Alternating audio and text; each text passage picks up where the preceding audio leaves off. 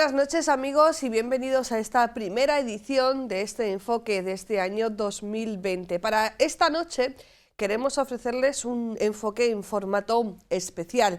La realidad de iglesias tan alejadas como Chad, Eritrea, Perú, Arabia o República Centroafricana se dio cita hace unos meses en Toledo, concretamente en la Catedral Primada. 14 obispos combonianos que desarrollan su labor en 4 continentes visitaron nuestra ciudad, visitaron la Catedral Primada y nosotros compartimos con ellos esa jornada de formación, de trabajo y también de deleite, ¿no? Porque pudieron admirar las bellezas que recoge la Catedral Primada de Toledo. Con ellos hablamos, con ellos conversamos y ese va a ser el contenido de este enfoque con el que les dejamos. Esperamos que les guste.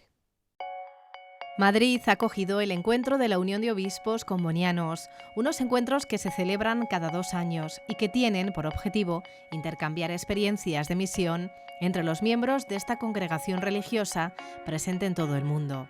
Los 15 obispos combonianos que han acudido a esta cita, en la que también han estado presentes el superior general de los misioneros combonianos y la superiora general de las misioneras combonianas, trabajan en situaciones pastorales muy diferentes en 4 continentes, por lo que el intercambio de experiencias es de una gran riqueza para todos ellos. El grupo de obispos combonianos, que en la actualidad son 19, se reúnen cada 2 años en un lugar diferente del mundo, simplemente para compartir sus experiencias pastorales, seguir manteniendo vivo su carisma comboniano, porque no dejan de ser combonianos, para encontrarse entre ellos, discutir sus temas y encontrarse juntos. Y este año han escogido Madrid como lugar para la reunión. Aquí entre ellos pues hay obispos de Perú, obispo de Arabia del Norte, Uganda, Centroáfrica, del Chad, de diferentes partes del mundo, y intercambian sus experiencias que son ciertamente muy diferentes y muy enriquecedoras. La espiritualidad comboniana de dedicación total a la misión está fundamentada en la vida y en el carisma del fundador, San Daniel Comboni. Su vida está marcada por un incansable compromiso con la misión de la Iglesia hacia los más necesitados, un compromiso que nació en África. Durante la segunda mitad del siglo XIX, el África subsahariana se revelará al mundo como una fuente inmensa de materias primas. Comboni no tardó en denunciar las condiciones de vida de los africanos. En muchos casos, la llegada del hombre blanco al continente negro convulsionó la vida de los africanos. Muchos fueron forzados a vivir dentro de una situación de dominación y de inferioridad comercial y militar. Ahora, como entonces, África sigue siendo un continente suministrador de materias primas que ve cómo esas riquezas no generan crecimiento en sus lugares de origen, provocando que sean muchos los que vean en la migración la única solución de supervivencia. En este momento tenemos unos 800.000 refugiados acogidos en el Chad, que vienen de la República Centroafricana, en el sur, donde tienen guerras ahora. Y en mi diócesis, por ejemplo, tenemos la parte sur, es frontera con Centroáfrica, y tenemos unos 60.000 refugiados. Y gente pobre que acoge a sus hermanos, y aquí vienes, un país rico. Yo digo siempre, aquí en España vivís bien, incluso muy bien, y cerráis las puertas a los que vienen de fuera. No todos vienen igual por los mismos motivos, unos por motivos de pobreza, otros por motivos de guerra, pero yo creo que eso, el derecho del hombre de ir a buscar una situación mejor, buscar una vida mejor, es el derecho. Bueno, es verdad que los más pobres no vienen, los que peor lo pasan no tienen la posibilidad de pagar a un no sé cómo lo llamáis, los que pasan en las pateras, las mafias estas que llevan a la gente, ¿no? Y eso nos choca un poco, porque creo que a pesar de todo eso, creo que los españoles no se deben olvidar que han sido emigrantes durante muchísimos años y hasta hace poco tiempo. Entonces, ¿cómo? Esto yo no lo llevo a entender, porque no es normal que se organice muy bien, que se hagan las cosas seriamente muy bien, pero que se cierre claramente, o que haya esta oposición de tanta gente, que no vengan. Por otra parte, yo creo que la solución mejor porque muchos que vienen, la mayoría es porque tienen situaciones de guerra, y la guerra no nace del interior de nuestros países, nace de fuera. Por ejemplo, en el Chad tenemos la riqueza del petróleo, pero ¿quién explota el petróleo? Son los países ricos, Estados Unidos, China, Canadá, y la gente del pueblo no tiene nada, no conseguimos. Y los que tienen el poder son los de fuera los corrompen y les venden las armas para que se protejan. Pues todas las guerras normalmente en los países de África, que yo conozco mejor, pues vienen provocadas por el exterior. Entonces, y la pobreza viene muchas veces también del exterior. Nuestros países tienen una cierta riqueza, pero la gente vive muy pobremente. Entonces, Occidente, sobre todo los más ricos, no digo el pueblo sencillo no tiene culpa de nada, pero los más potentes, las multinacionales, provocan las guerras, vienen a buscar nuestras riquezas y después cortan las fronteras. Que se les ayude allí, que sean el mundo occidental más justo con estos países para que la gente viva mejor y no tenga que escaparse por motivos económicos. Es diferente la guerra, pero la guerra también se puede acabar. Si los poderosos de este mundo quieren, acaban con la guerra, acaban con la pobreza, acaban con esta catástrofe natural que es quemar a los bosques, la Amazonia y ¿cómo sería en español? El río Congo, le bassin en francés, sería Todo esto yo creo que no es culpa de la gente pobre, no es culpa de la gente que vive en estos países pobres, o yo diría mejor, en estos países ricos y empobrecidos por el egoísmo de algunos. La misión no es una actividad de un grupo en favor de otro, sino que es un esfuerzo común de liberación. El misionero comparte todo lo que sea posible la vida de la gente con la que camina, aunque ese camino esté cuajado de guerras, conflictos armados, hambre y enfermedad. Cuando entraron a la misión de Bangassou, grupos rebeldes de corte yihadista y nos robaron todo, nos quitaron todos los coches, las placas solares, todo menos la fe. Entonces yo intenté una contraseña para poder entrar en ese misterio del despojo que nos hicieron, y justamente fue mirando al Cristo del expolio. Entonces con el ordenador fui acercándome, haciendo un zoom, acercándome a los ojos hasta descubrir, como lo veo desde aquí, que el Cristo está llorando con las lágrimas que le están saliendo de los ojos. Y yo me sentí en ese momento como aquellas manos que me están quitando todo cuanto tenía y me dejaban desnudo, nos dejaban desnudos. Y aquella fue la llave para interpretar todo lo que yo estaba viviendo. El Cristo del Calvario me daba a entender que a través del Calvario y de la cruz podemos llegar a la resurrección. Fue muy iluminante para mí, porque yo vivía aquellos momentos de tribulación muy grandes, yo vivía momentos de tristeza muy grande y de depresión. Entonces fue en aquel momento cuando, a través de poniendo mi mirada en la mirada del Cristo, como conseguí levantar el vuelo.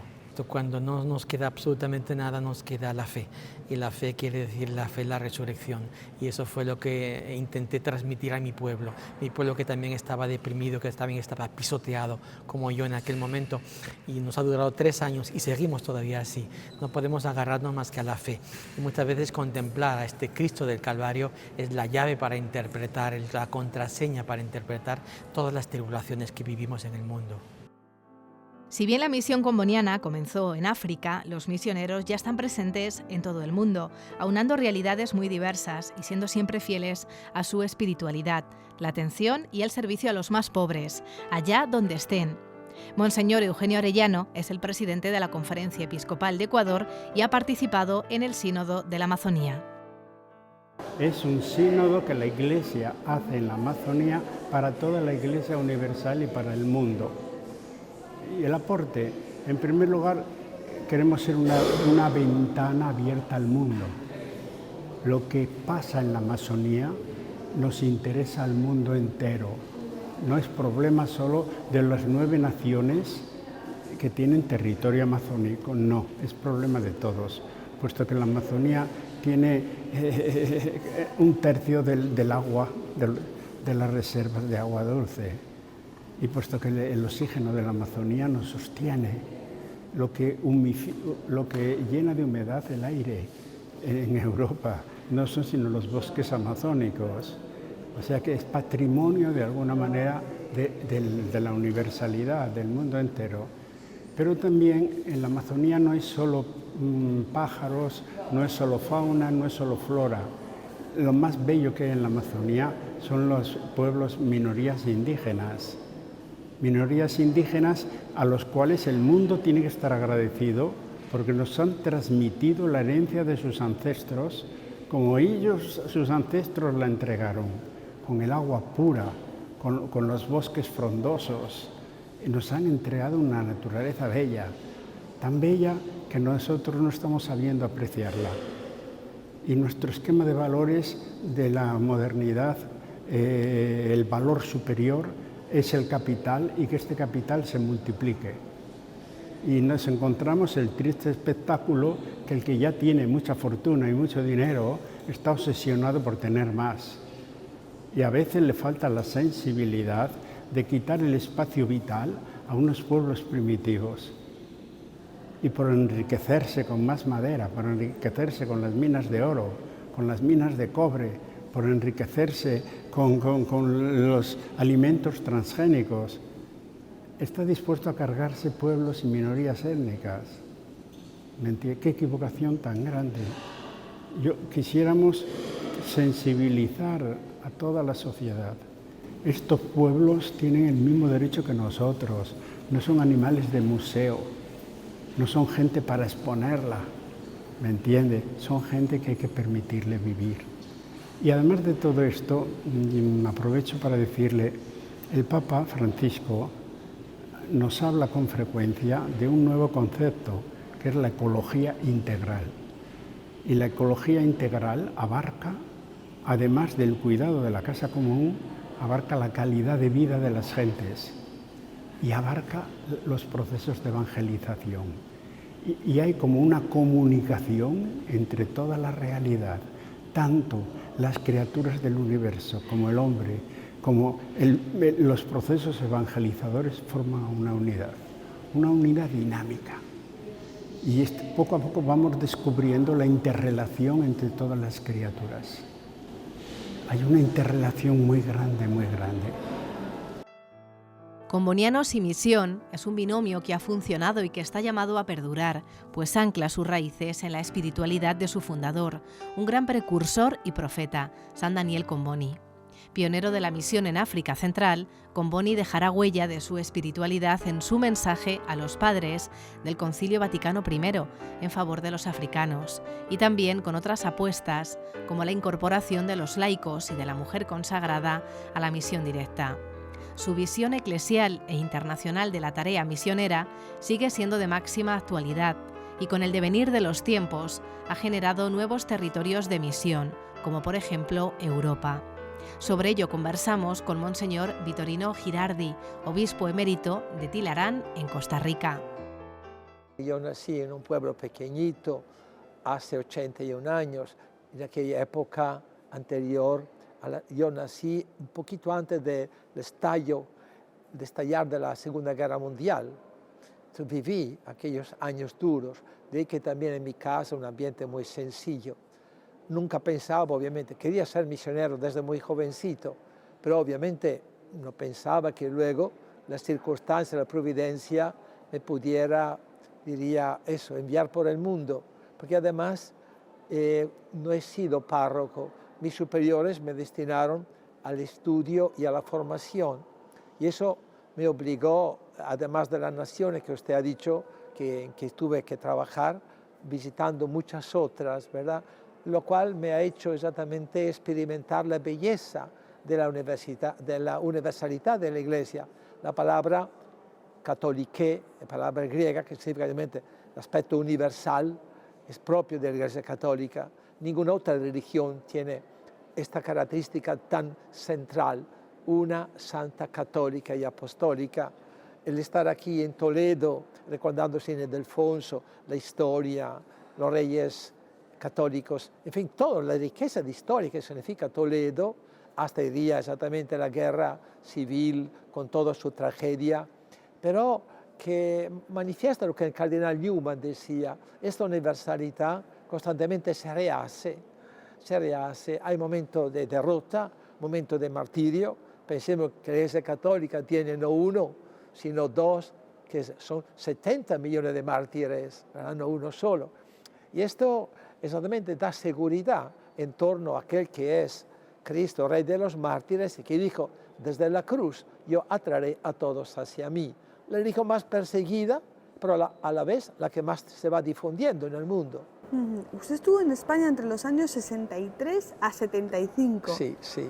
Años complicados, Sí. a la vez que importantes, ¿no? Sí, exactamente. Es decir, cuando yo llegué de Italia, concretamente de Roma, donde había apenas concluido la primera etapa de estudios, era una España que me impactó por el sentido fuertemente religioso que marcaba todo el año. Claro, luego uno fue descubriendo también los aspectos no tan positivos, la época de un franquismo que advertía ya un poco su final. En efecto, yo fui de aquí de 75, exactamente cuando ya Franco estaba agonizando, y volví a los 2-3 años por un asunto así de compromisos, y me encontré con una España que estaba cambiando tan rápidamente, ¿verdad?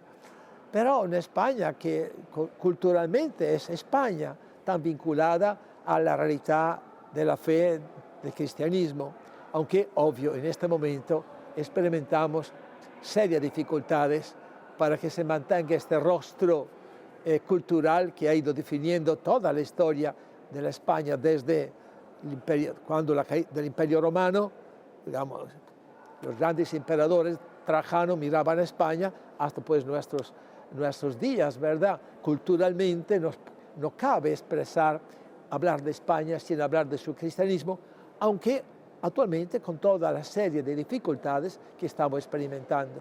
Por todo lo que ha vivido y ha conocido, ¿podría decir que coincide cuando el Papa Francisco dice que Europa está viviendo una crisis y que realmente el territorio de la misión está en Europa?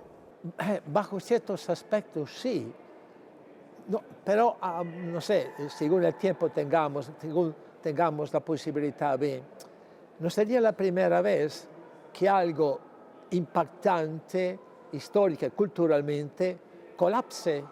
El Imperio Romano ha colapsado a tal punto que ni siquiera, digamos, se ha mantenido el idioma, a tal punto que Europa ha ido configurándose con nombres que no eran los nombres romanos. La misma Andalucía por los vándalos, ¿verdad? Lo que era Galia ahora es Francia por los francos, Germania es Alemania, etc. Yo soy de una región en Italia que es Lombardía por los longobardos, ¿verdad? Entonces ve que llegaron estos pueblos nuevos que han dado un rostro a lo que luego será la Europa cristiana. No cabe duda, Europa, digamos, no su cultura, pero la población está colapsando. Hablo en España, donde la natalidad es 1.3 y no hay un camino atrás. Históricamente no tenemos un caso en que el suicidio demográfico se detenga, por el cual, como desaparecieron los romanos y así otros imperios, desaparece el pueblo europeo. Así en Alemania, así estuve hace poco, 3 años estaba en Alemania, de verdad impacta, así en Italia. Mientras, claro, uno nota el caso de Mozambique, el Papa acaba de estar en Mozambique y resulta que hay 75% de la población no alcanza los 25 años, cuando en España es exactamente todo lo contrario, 75% son ancianos, ¿verdad? Entonces, sí, no hay futuro demográficamente, pero culturalmente, como el Imperio Romano no ha desaparecido culturalmente y hablamos idiomas que derivan del latín, así también los pueblos nuevos, que normalmente son los pueblos de los pobres, el futuro es siempre de los pobres, ¿verdad? Como que la riqueza no se va ahogando, ¿verdad? Mientras la pobreza es futuro. En efecto, la población se da donde hay pobres. Si a un pobre le quitan también los hijos, ¿con qué se queda, verdad? Bien, entonces digamos, no ha terminado la misión de Europa, aunque colapse demográficamente, la cultura, todo lo que ha significado histórica y culturalmente, repito la palabra, obvio, quién sabe, no terminará, porque hace parte ya de este planeta que es nuestra Tierra. ¿Cómo ve usted el fenómeno de la inmigración? Viene de Italia, Sí. donde es una realidad Sí. punzante. En España también es un territorio de entrada, como Claro. Italia, como Grecia.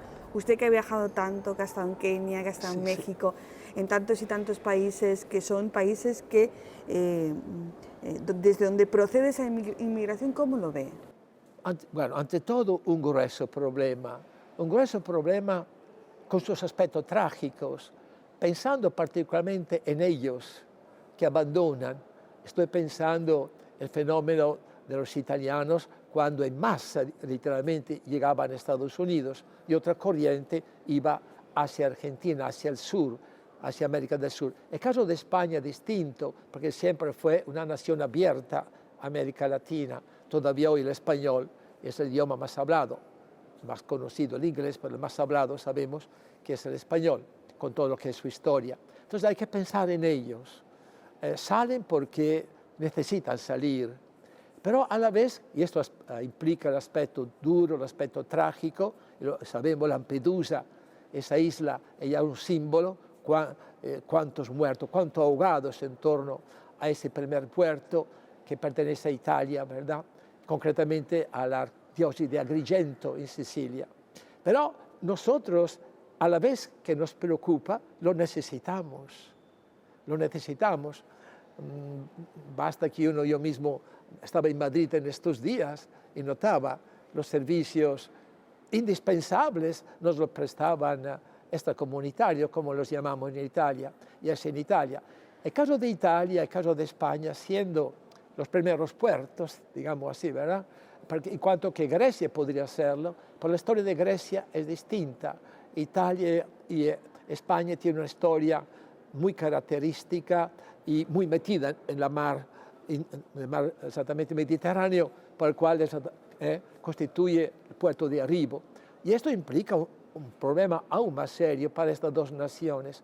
Pero, repito, ellos necesitan salir porque buscan vivir y hay situaciones de violencia que no permiten vida. Estoy pensando Libia, estoy pensando, no vale la pena nombrar naciones ahora de África, porque sobre todo son de África, pero también son de otra parte, de Asia, ¿verdad? Que buscan, pongamos Filipinas, ¿cuántos filipinos tenemos?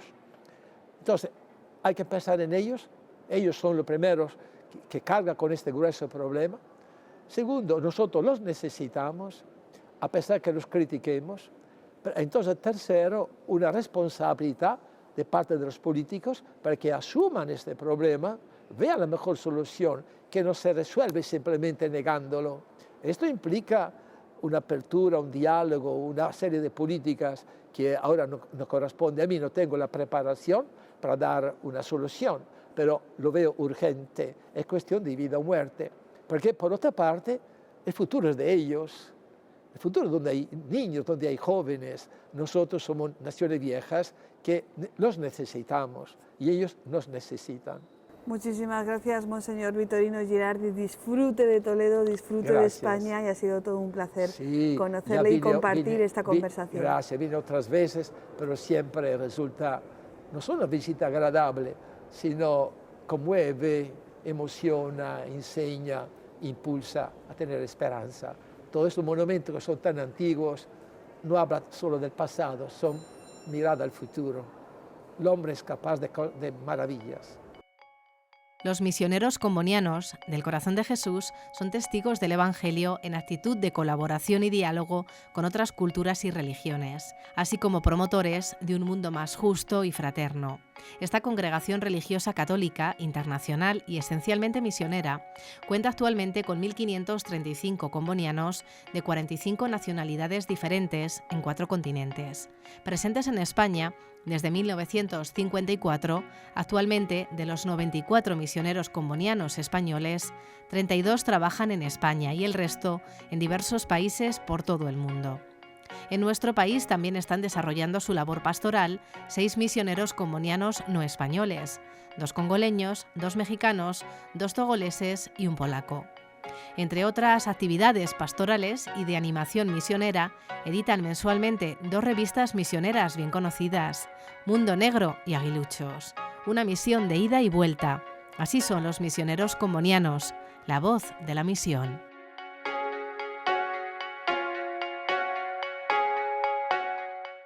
Pues hasta aquí este primer enfoque de este año 2020, en un formato especial donde hemos conocido el testimonio de estos obispos españoles combonianos repartidos por todo el mundo. Un reportaje que, por cierto, podrán consultar íntegramente en breves fechas en nuestra página web o a través del canal de YouTube. Hasta la semana que viene. Buenas noches.